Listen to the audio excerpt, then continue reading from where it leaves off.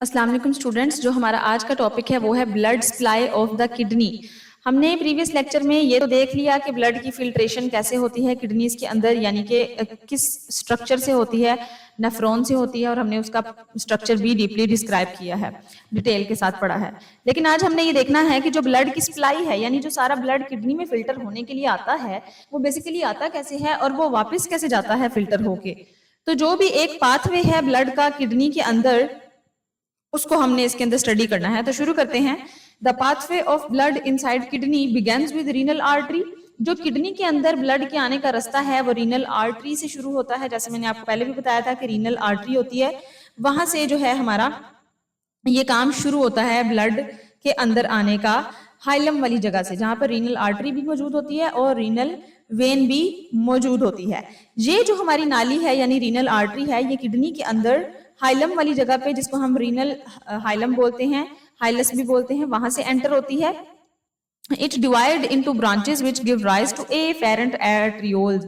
जब ये आर्टरी बच्चे छोटी छोटी ब्रांचेस में डिवाइड कर जाती है तो उसको हम आर्टरियोल्स बोलते हैं, एफेरेंट आर्टरियोल्स बोलते हैं। अब एफेरेंट का मतलब मैंने आपको बताया था कि अराइव होता है। ए का मतलब, ए से आपने याद रखना है अराइव।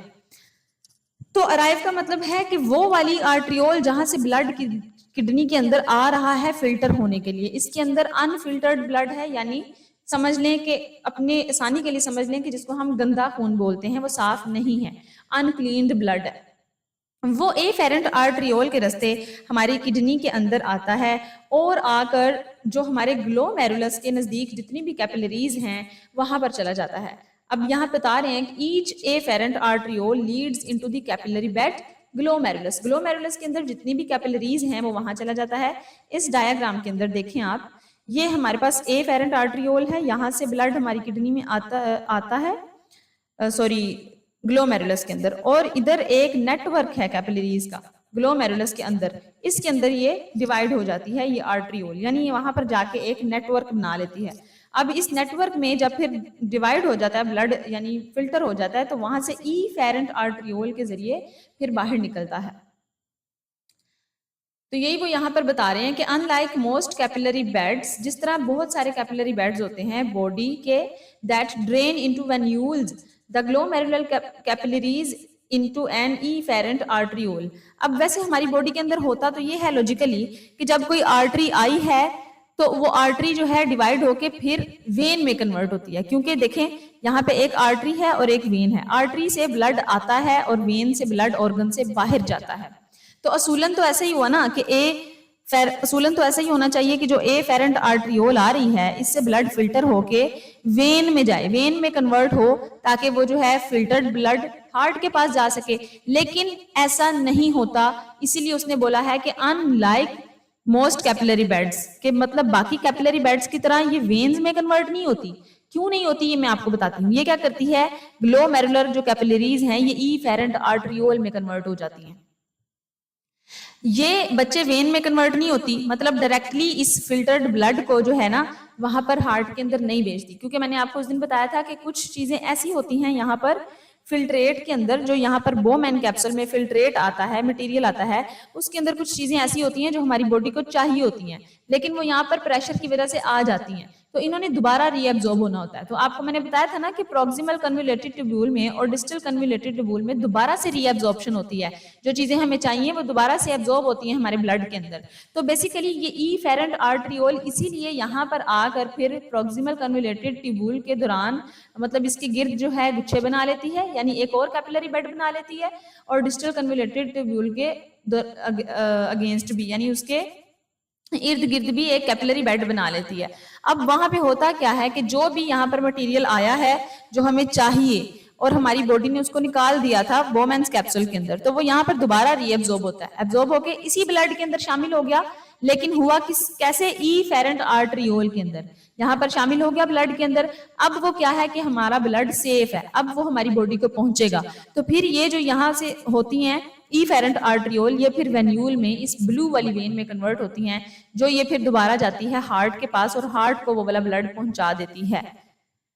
तो यही यहाँ पर बताया गया है कि जब वो ग्लोमेरुलर कैपिलरीज जो हैं एफेरेंट आर्टरियोल के अंदर चली जाती हैं तो फिर क्या होता है कि ये जो इफेरेंट आर्ट्रियोल है इसकी छोटी छोटी और ब्रांचेस पेरिट्यूबुलर कैपिलरीज बनाती हैं। ये जो पेरिट्यूबुलर कैपिलरीज हैं, पेरिट्यूबुलर का क्या मतलब है? ट्यूबुलर नाम से ही जाहिर है कि ट्यूब्स के इर्द गिर्द जो कैपिलरीज बनाती हैं। और वो ट्यूब्स कौन सी हैं? यहाँ पर प्रोक्सिमल कन्वोल्यूटेड ट्यूबूल है और डिस्टल कन्वोल्यूटेड ट्यूबूल है। इसके इर्द गिर्द जो कैपिलरीज होती हैं उसको हम पेरिट्यूबुलर कैपिलरीज बोलते हैं। तो यहाँ पर ये इस तरह की कैपिलरीज बना लेती हैं इन द रीनल कॉर्टेक्स वाले रीजन में।